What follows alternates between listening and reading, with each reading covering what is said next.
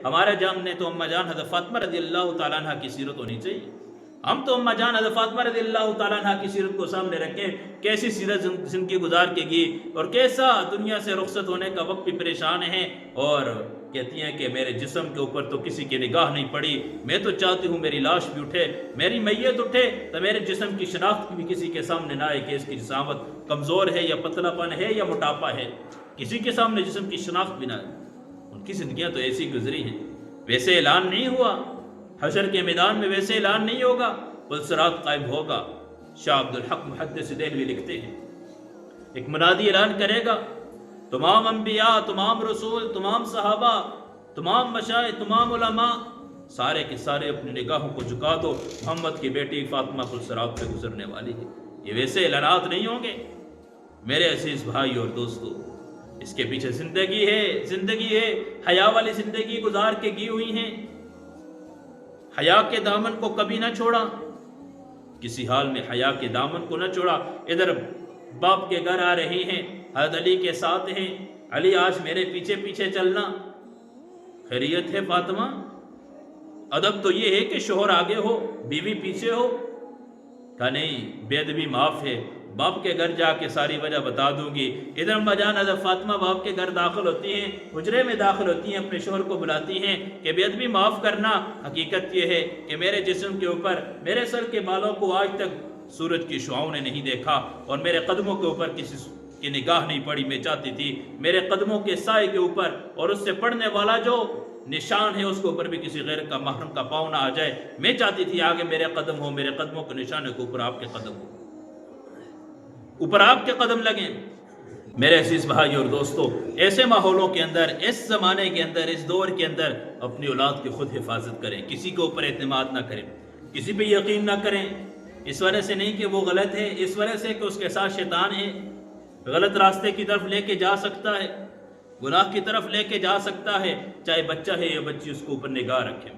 اپنے جوان بچوں کے اوپر، بچیوں کے اوپر نگاہ رکھیں کہ ان کا اٹھنا، ان کا بیٹھنا، ان کا سونا، ان کا کھانا، ان کا پینا، ان کے پاس پیسے، یہ ساری چیزیں کہاں سے آتی ہیں. ہر چیز پہ نگاہ رکھیں، ہر چیز کے اوپر نگاہ ہونی چاہیے.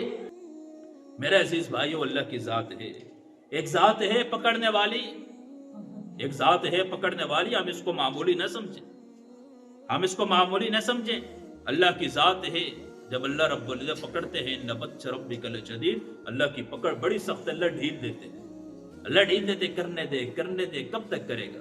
پھر جب اللہ رسی کھینچتے ہیں، پھر صحیح سخت پکڑتے ہیں. پھر اس وقت انسان کی مجھ سے چھوٹی سی غلطی ہوئی تھی، وہ پچھلے ساری اختیاری غلطیاں جمع ہو جاتی ہیں، پھر وہاں اس کی رسی کھینچی جاتی. میرے عزیز بھائی اور دوستو، ایک کتاب ہے ناقابل یقین سچے واقعات. اس کتاب کے اندر ایک واقعہ نقل کیا ہے، ایک پولیس افسر کا واقعہ ہے، بڑا دردناک کا واقعہ ہے. بتا رہا ہوں کہ رشوت لینے والے، سود کھانے والے یہ نہ سمجھے کہ ہمیں پکڑنے والا کون ہے، ہمارے اوپر ہاتھ کس کا ہے. ہم کسی کے بس میں نہیں ہیں، ہمارے اوپر طاقت ہے، ہمارے پاس عہدہ ہے. میرے عزیز بھائیو دوستو، پولیس افسر تھا، عجیب بیماری میں مبتلا ہو گیا. بیماری، جسم کے اندر درد کی ایک لہر اٹھتی اور سارے جسم میں ایسی تکلیف ہوتی، چیخیں لگاتا، سارا محلہ جمع ہو جاتا اس کی چیخوں کے اوپر. آسمانوں سے جاتا اس کی چیخیں، آوازیں آسمانوں تک جاتی، صحیح اونچی آواز سے چیختا.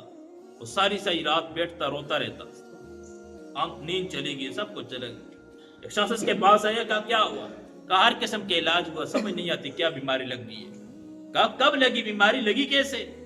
کہا ہوا ایسا، عہدے پہ تھا، افسر تھا، میرے پاس ایک کیس آیا.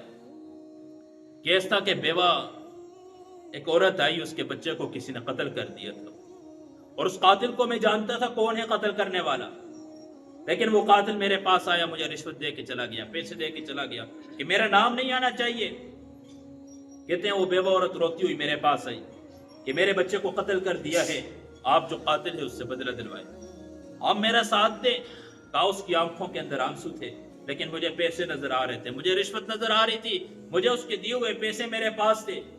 میں نے بدلہ دینے کے بجائے کہ میں اس کے بیٹے کا بدلہ دلواؤں اس کو، الٹا وہ الزام سوچنے لگا کہ اب کیس کس کو اوپر ڈالوں. خیر میں نے ایک غلط جھوٹ کی رپورٹ بنا دی، غلط رپورٹ بنا دی کہ یہ عورت بدکاری کرتی تھی، زنا کرتی تھی، اس کا بیٹا اس کو روکتا تھا، اور اس نے ایک دن غصے کے اندر آگے اپنے بیٹے کو قتل کر دیا ہے. کہا اس قاتل سے جرم ہٹا کے اس ماں کے اوپر، بیوہ ماں کے اوپر میں نے لگا دیا. تو کہا کہ کچھ ہی دن گزرے تو مجھے یہ بیماری لگ گئی، میں نے نوکری بھی چھوڑ دی، سب کچھ چھوڑ دیا. اس کے بعد رات سوتا ہوں، خواب کے اندر وہ بیوہ عورت آتی ہے، اسی کی آنکھوں میں موٹے آنسو ہیں، آ کے میرے گریبان کو پکڑتی ہے کہ بتا میرا کون سا جرم تھا، کس جرم کی سزا کے اندر میرے تو ایک تو بیٹا قتل ہو گیا تھا، وہ دکھ مجھے تھوڑا تھا، شور میرا تھا نہیں، بیٹا میرا ایک سہارا تھا وہ بھی قتل ہو چکا تھا، تو بتا رہا کس جرم کے اندر تو نے وہ سارا کا سارا کیس، سارا جرم میرے اوپر لگا دیا تھا، کس جرم کے اندر تو نے مجھے بدکردار قرار دیا، مجھے زانی قرار دیا، سب کے سامنے تو نے مجھے رسوا کر دیا، بتا رب کے سامنے کیا جواب دے گا. کہا وہ جیسے میں رات سوتا ہوں وہ بیوہ عورت آتی ہے، آ کے میرے گریبان کو پکڑ کے جھنجھوڑتی ہے، کہا میری آنکھ کھل جاتی ہے، ساری رات رونے میں گزر جاتی ہے، کہا نیند غائب ہو جاتی ہے. کہا بہت تلاش کی اس بیوہ عورت کو کہ مجھے مل جائے، جا کے اس کے پاؤں کے اندر پڑھوں، اس سے جا کے معافی مانگوں. کہا اللہ سے بہت بار معافی مانگ چکا ہوں، لیکن کوئی ایسا سمجھ نہیں آتا.